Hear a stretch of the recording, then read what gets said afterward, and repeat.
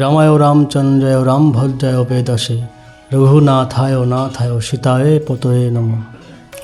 অবশেষে সনাতন ধর্ম স্কন সমগ্র বিশ্বে প্রচার করছিল। এখন থেকে বলিউডও সনাতন ধর্মকে সমগ্র বিশ্বে প্রচার করছে। রামায়ণ চলে আসলো তার ট্রেলার। আজকে ব্রহ্ম মুহূর্তে রামায়ণের ট্রেলার রিলিজ হলো। রামায়ণে এত বড় মাপের একটা মুভি, সেই মুভির মাধ্যমে বলিউড আমাদের সনাতন ধর্মকে, আমাদের ইন্ডিয়ান কালচারকে, রাম রাজত্বের ইতিহাসকে, রামায়ণটাকে পুরো ওয়ার্ল্ড ওয়াইড গ্লোবালি এরকম বড় মাপের ভাবে যে রিলিজ করছে, এটা সত্যি আমাদের ভারতীয় হিসাবে আমাদের গর্ব করা উচিত, গর্ববোধ হওয়া উচিত। যেটাকে মাইথোলজি বলে ব্রিটিশরা আমাদেরকে সমস্ত শিক্ষা থেকে পুরো রামায়ণ মহাভারত এইগুলি পুরোপুরি তুলে নিয়েছিল, নিয়ে সেখানে ঔরঙ্গজেব, বাবর, শাহজাহান এই সমস্ত চরিত্রগুলি আমাদেরকে পড়তে বাধ্য করেছিল। অবশেষে আজকে সেই সময় এসেছে আমাদের দেশের শিক্ষা ব্যবস্থায় আমূল পরিবর্তন আনার। ঔরঙ্গজেব, বাবর, শাহজাহান এই সমস্ত ইতিহাস আমরা আর পড়তে চাই না, এই সমস্ত জানতে চাই না, এই সমস্ত চরিত্র, হুমায়ুনের চরিত্র, আকবরের চরিত্র আমরা জানতে চাই না। আমরা রামের চরিত্র জানতে চাই, আমরা লক্ষ্মণের চরিত্র জানতে চাই। আজকে সেই সময়টা এসে গেছে।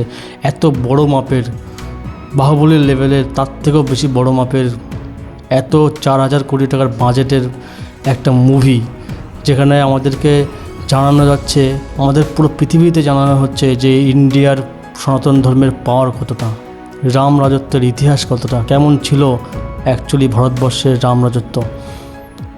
অনেক ইয়াং জেনারেশন বলে যে রাবণ রামের ভক্ত না হয়, অনেকে রাবণের ভক্ত হয়। রাবণও কিন্তু রামেরই ভক্ত। সেই কাহিনিতে আসছি, সেই স্টোরিতে আসছি। সবথেকে প্রথম কথা, এটা কিন্তু কোনো মাইথোলজি নয়, এটা কিন্তু পুরোপুরি ইতিহাস, যার প্রমাণ কিন্তু অলরেডি ভারতীয় প্রত্নতত্ত্ববিদ, সমস্ত ঐতিহাসিকবিদ অনেক প্রমাণ কিন্তু পাওয়া গেছে। এটা শুধুমাত্র একটা মাইথোলজি নয়, কিন্তু সনাতন ধর্ম যুগ যুগ ধরে বলে আসছে যেটা, সেটা আজ প্রমাণিত হচ্ছে। যেমন সূর্য, সায়েন্স বলতো সূর্য স্থির, কিন্তু সনাতন ধর্ম প্রথম থেকে বলে আসছে যে না, সূর্য স্থির না, সূর্যও চলমান, সেটা আজ প্রমাণ করছে। তাই সনাতন ধর্মের পাওয়ার আমরা আজকে জানতে পেরে গেছি, সমগ্র পৃথিবী জানতে পেরে গেছে। আর তাই তো তাদের সমস্ত নিজের ধর্ম, খ্রিস্টান, মুসলিম সমস্ত ধর্ম ত্যাগ করে দিয়ে সনাতন ধর্মকে গ্রহণ করছে। সনাতন ধর্ম কোনো কিছুর মধ্যে, কোনো বাউন্ডারির মধ্যে আবদ্ধ নয়। এই রামায়ণের মতন বড় মুভির মাধ্যমে আমরা জানতে পারবো তিনলোক, স্বর্গ, মর্ত্য, পাতাল, যেটা আমাদের সনাতন শাস্ত্র বারবার বলে আসছে, কিন্তু অনেকে বিশ্বাস করে না। বেশিরভাগ লোক এটা বিশ্বাস করে না যে না, যা কিছু আছে পৃথিবীতে, স্বর্গ, মর্ত্য, নরক যা আছে সব কিছু এই পৃথিবীতে, কিন্তু না, এক্স্যাক্টলি এক্সিস্ট করছে স্বর্গ বলে, পাতাল বলে। শুধু স্বর্গ পাতাল না, সমস্ত কিছু এই বলিউডে, এই রামায়ণের মুভিতে খুব সুন্দরভাবে দেখাচ্ছে। দেখতে পাচ্ছি আমরা, দেখুন এখানে হাতিতে উড়ছে, এটা স্বর্গে ঐরাবত নামে যে হাতি, সেই হাতিটা আকাশে ওড়ে, সেই হাতিটির এখানে দেখানো হয়েছে। পুরো স্বর্গলোকটাকে এখানে দেখানো হয়েছে, পাতাল লোক এখানে ভালোভাবে দেখানো হয়েছে। বিষ্ণু মহাবতার, বিষ্ণুর থেকে সমস্ত অবতার, রাম, সমস্ত যা এসছে সমস্ত সেই সবগুলো দেখানো হয়েছে। ভগবান কীভাবে অবতার নিয়ে এই মৃত্যুলোকে আসে, অনেকের মাথায় না, মানে মস্তিষ্কের মধ্যে এই কনসেপ্টটা ক্লিয়ার না যে ভগবান কোথায় থাকে আর কোথার থেকে কোথায় আসে, এই অ্যাকচুয়ালি আমরা কোন জায়গায় থাকি, এই কনসেপ্টটা অনেকের ক্লিয়ার না। তো এই কনসেপ্ট ক্লিয়ার করতে গেলে তোমাকে আমাদের শাস্ত্র পড়তে হবে, তাহলে জানতে পারবে। রামায়ণে খুব সুন্দরভাবে দেখানো হয়েছে যে স্বর্গ, মর্ত্য, পাতাল, ত্রিভুবনের পুরোপুরি দখল করে নিয়েছিল গায়ের জোরে, ক্ষমতার জোরে রাবণ। আর তার সঙ্গে সাধারণ একটা বনবাসী হয়ে রাম সেই রাবণের বিরুদ্ধে যুদ্ধ করেছিল, অন্যায়ের বিরুদ্ধে। সেই সুন্দর ইতিহাস, সেটা খুব সুন্দরভাবে দেখানো হয়েছে। অনেকে প্রশ্ন করে যে রাম বড় নাকি শিব বড়, কেননা ভগবান রাম তো বলেছিলেন যে রামেশ্বরম, রামের ঈশ্বর শিব। কিন্তু এদিকে শিব পুরাণে শিব বলছেন যে মানুষ পৃথিবীতে মর্ত্যলোকে শিবকে ঈশ্বর বলে জানে, কিন্তু না, অ্যাকচুয়ালি প্রভু শ্রীরাম কথাটি হয়ে বলতে চায়নি। রাম ইতি ঈশ্বরম, এটা শিব মহাদেব, দেবাদিদেব মহাদেব তার শিব পুরাণে বলছেন যে রাম ইতি ঈশ্বরম, অর্থাৎ রামই ঈশ্বর, রামই একমাত্র ঈশ্বর, এটা শিব মহাদেব তিনি স্বীকার করছেন। তাই অ্যাকচুয়ালভাবে দেখতে গেলে ব্রহ্মা বিষ্ণু মহেশ্বর তিনজন কিন্তু আলাদা নয়, একই শক্তি, একই সব কিছু, তিনটে ফর্মে। একজন এই সৃষ্টিকে পালন করছেন বিষ্ণু, একজন এই সৃষ্টিকে রক্ষা করছেন ব্রহ্মা, সৃষ্টি করছেন ব্রহ্মা, আর একজন পালন করছেন বিষ্ণু, আর একজন এই সৃষ্টির কালচক্রে ধ্বংস করে নিচ্ছেন মহাকাল, মহাদেব, দেবাদিদেব মহাদেব একই। তো আমাদের সনাতন ধর্মটা অনেক বড় বিষয়। এটা শুধুমাত্র 10-5 মিনিটের আলোচনার বিষয় না, এখানে ঘন্টার পর ঘন্টা আলোচনা করে তারপরে গিয়ে কিছুটা দখলে আসতে পারে। তা আমরা খুব গর্ববোধ করছি যে এই রামায়ণের মতন এই আমাদের সনাতন ধর্মের সংস্কৃতি, সনাতন ধর্মের রামচরিত্র, এগুলি পুরো গ্লোবালি 4,000 কোটি টাকার বাজেটে এই পুরোপুরি বিশ্বে সমস্ত ভাষায় রিলিজ করছে। আমাদের সনাতন ধর্মের পাওয়ার, আমাদের সনাতন ধর্মের সংস্কৃতি, রামের চরিত্র, ক্যারেক্টার ডেভেলপমেন্ট যদি হয় ইয়াং জেনারেশনের মধ্যে এই রামায়ণ দেখে, তা সত্যিই মুভির মেকার, মুভির যে ডিরেক্টর, তাকে থ্যাংক ইউ জানাবো যে এত বড় দায়িত্ব নিয়ে আমাদের সনাতন ধর্মকে পুরোপুরি বিশ্বের মাঝে তুলে ধরার জন্য, পুরোপুরি সেই স্পাইডারম্যান এই লেভেলের, অ্যাভাটার লেভেলের, যেখানে হলিউড, যেখানে মানে বাইরের কান্ট্রি হলিউড, তারা অ্যাভাটার লেভেলের মুভি আমাদের সনাতন ধর্মের এখান থেকে সনাতন ধর্ম থেকে স্ক্রিপ্ট নিয়ে তারা মুভি বানাচ্ছে 3,000-4,000 কোটি টাকার মুভি। তাহলে আমরা কেন ইন্ডিয়ানরা আমাদের নিজের ধর্মটাকে পুরোপুরি প্রমোট করতে পারবো না? অ্যাভাটার লেভেলের মুভি দেখো। প্রথমে অ্যাভাটার মুভিতে প্রথমে কী দেখেছে, ওয়ানটার কথা বলছি, Avatar the way of water. প্রথম সিনই দেখাচ্ছে যে কীভাবে পৃথিবীর বাইরেও অন্য গ্রহ আছে, সেখানেও জীব বাস করে, তারাও এই জন্ম মৃত্যুর চক্র থেকে মুক্তি পাওয়ার জন্য ভগবানের নাম জপ করছে। দেখুন প্রথম সিনে দেখানো আছে, ভালো করে দেখবে। তাহলে সনাতন ধর্মের যে মূল সিদ্ধান্ত, এই জন্ম মৃত্যু জরা ব্যাধি এই চক্র থেকে মুক্ত হয়ে বৈকুণ্ঠ ধামে ফিরে যাওয়া, নিজ ধামে ফিরে যাওয়া, ভগবানের আশ্রয়ে ফিরে যাওয়া, এটাই সনাতন ধর্মের মূল মেসেজ। এটা হলিউড স্বীকার করছে এবং তাই দিয়ে 4,000 কোটি টাকার 3,000 কোটি টাকার মুভি বানাচ্ছে, পুরোপুরি গ্লোবালি বিশ্বকে দেখাচ্ছে। তাহলে আমাদের সনাতন ধর্মের মূল মেসেজটা আমরা কেন পুরোপুরি গ্লোবালি, পুরোপুরি বিশ্বের সামনে তুলে ধরবো না? বিশ্বের সামনে না হয় অন্তত আমাদের দেশবাসীর সামনে কেন তুলে ধরবো না? কারণ না, ইয়াং জেনারেশন আজকাল শুধুমাত্র নাস্তিকতার দিকে সব ফিরে যাচ্ছে। ইয়াং জেনারেশনের মধ্যে ডিপ্রেশন, ওভার থিঙ্কিং এ সমস্তগুলি ঘিরে ফেলছে।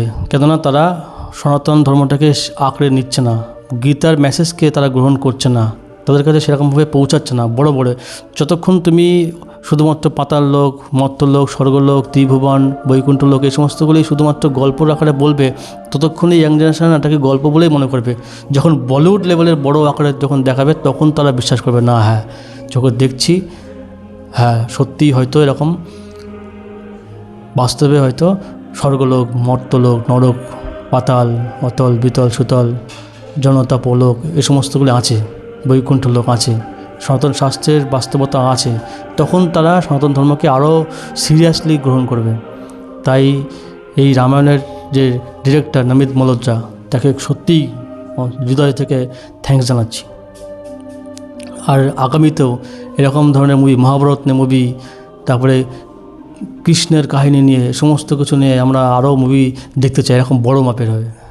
অনেকের কনফিউশন থাকতে পারে, অনেকে বলে যে আমি রামের থেকে, রাম তো গরিব লোক, রাম নিজের স্ত্রীকে রক্ষা করতে পারেনি। অনেকে অনেক রকম ভুল বোঝে, তারা রামায়ণটা জানে না। অনেকে রাম কে অ্যাকচুয়ালি, রাবণ অ্যাকচুয়ালি কে, তারা অনেকে জানে না। তাই অনেকে বদনাম করে যে রাম কিসের ভগবান, সে তার নিজের স্ত্রীকে রক্ষা করতে পারেনি।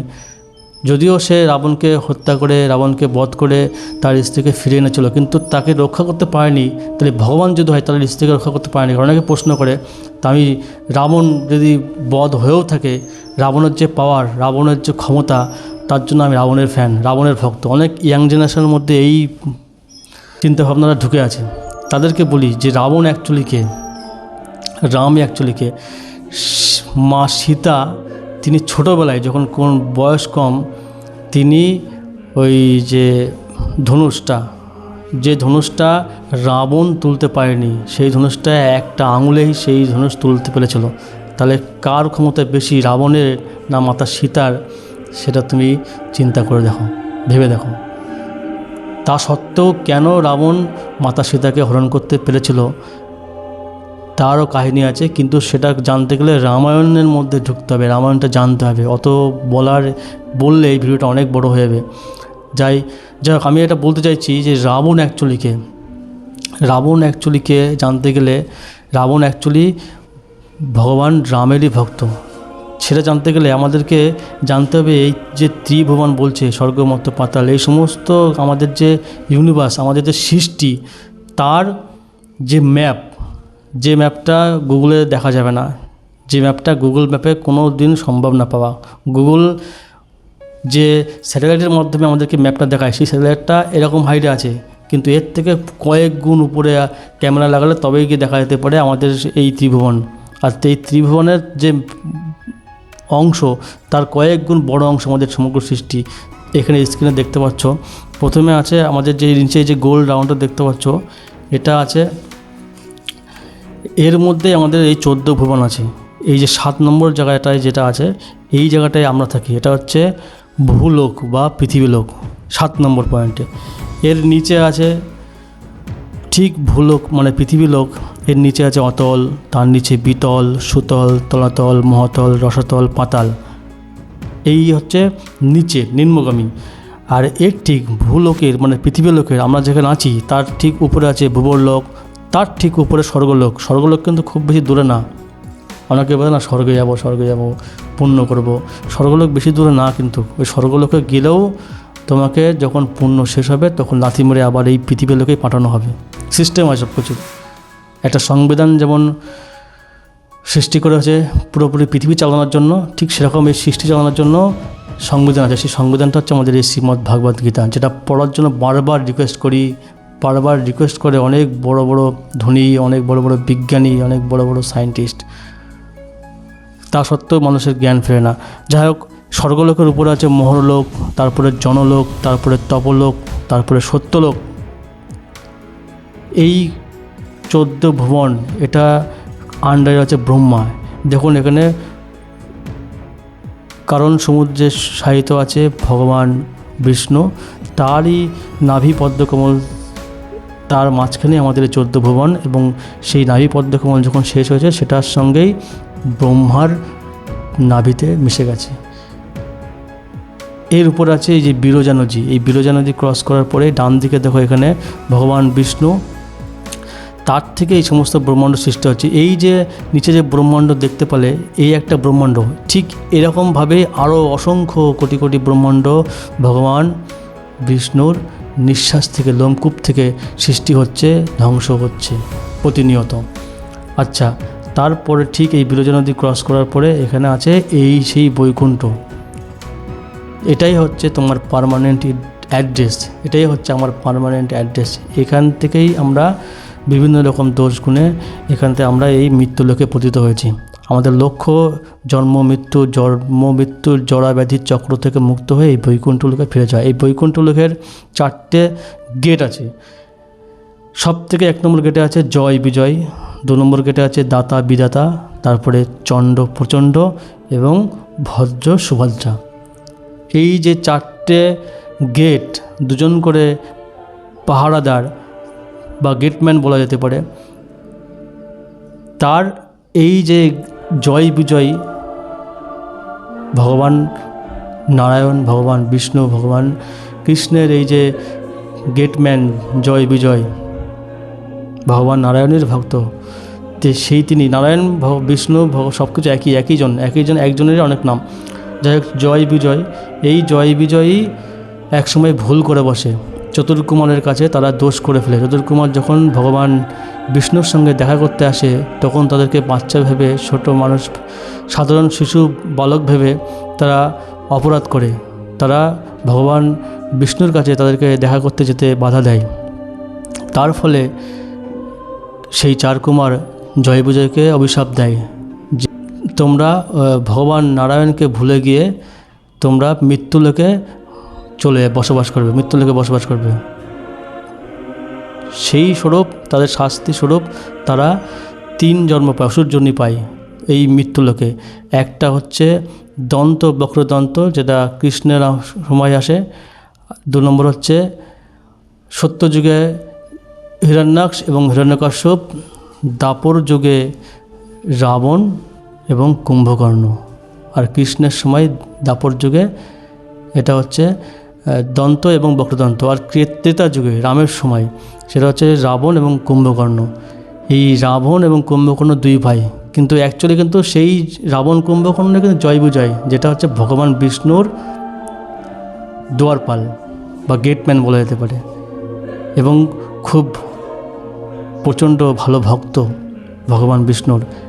এই বিষ্ণুই কিন্তু তাদেরকে উদ্ধার করার জন্য তথা এই পৃথিবীর সাধু সন্তদেরকে রক্ষা করার জন্য, সাধু সন্তদেরকে রাক্ষসদের হাতে মুক্ত করার জন্য ভগবান তো এক কাজে আসে না, একসাথে অনেক কারণ, অনেক কার্য একসাথে হলে তখনই ভগবান এই পৃথিবীতে আসে এই জয় বিজয়কে উদ্ধার করার জন্য, তথা রাক্ষসদের হাত থেকে এই সমগ্র পৃথিবীকে, সমগ্র সাধু সন্তদেরকে রক্ষা করার জন্য ভগবান বিষ্ণু রাম অবতার হয়ে এই মৃত্যুলোকে আসে এবং জয় বিজয়কে আবার তার জায়গায় ফিরিয়ে দেয়। তাহলে জয় বিজয়টাকে রাবণ কুম্ভকর্ণকে ভগবান বিষ্ণুরই ভক্ত, আর এই বিষ্ণুর ভক্ত রাবণের ভক্ত এখন ইয়াং জেনারেশান, কিন্তু রামের ভক্ত হয় না। প্রকৃত ইতিহাস জানতে পারলে রামের ভক্তই হয়। আমরা সবাই রামেরই ভক্ত, তুমি মানো আর না মানো। এই বৈকুণ্ঠের উপরে আছে অযোধ্যা, এখানে আছে মথুরা, এখানে দ্বারকা, এখানে জগন্নাথপুরী, আলটিমেট আছে গোলক বৃন্দাবন, এই শ্বেতদ্বীপ, নবদ্বীপ। এই হলো আমাদের সমগ্র সৃষ্টি। অ্যাকচুয়ালভাবে যদি রামায়ণটা জানা যায় তাহলে সবাই রামের ভক্ত হবে। আর সময় এসে গেছে, স্কুল কলেজে সব জায়গায় রামায়ণ, রামগাথা, রামের চরিত্র, লক্ষ্মণের চরিত্র, মাতা সীতার চরিত্র আমাদের ইয়াং জেনারেশনের মধ্যে প্রতিস্থাপন করানো। কিন্তু শুধুমাত্র ওই গল্প কথা শুনে হবে না, বড় বড় বিগ বাজেটের আমাদের হিন্দু মাইথোলজির উপর, মাইথোলজি ঠিক না, এটা আমাদের মাথায় ঢুকিয়ে দেওয়া হয়েছে। এটা হিস্ট্রি, ইতিহাস, এটাই বাস্তবতা। এই ইতিহাস আমাদেরকে বড় বড় বিগ বাজেটের মুভির আকারে আমাদেরকে দেখাতে হবে। এটা আমাদের রিকোয়েস্ট সমস্ত বলিউডের কাছে। টলিউড তো চেষ্টা করতে পারে, টলিউড বলে যত মুভি চলচ্চিত্র নির্মাণকারী যারা আছে সমস্ত সনাতন ধর্মের উপর মুভি বানাও, প্রচুর চলবে। মানুষ এর খরিদ্দার আছে, আর এগুলি নিলেই মানুষ ডিপ্রেশন থেকে মুক্তি হয়ে মানুষ নতুন বাঁচার পথ খুঁজে পাবে। যাই হোক, এই ভিডিওতে এই পর্যন্ত। যদি ভিডিওটি ভালো লেগে থাকে চ্যানেলটি সাবস্ক্রাইব করে আমাদের সঙ্গে যুক্ত থাকবেন। দেখা হবে অন্য কোনো ভিডিওতে। ভালো থাকবেন, সুস্থ থাকবেন।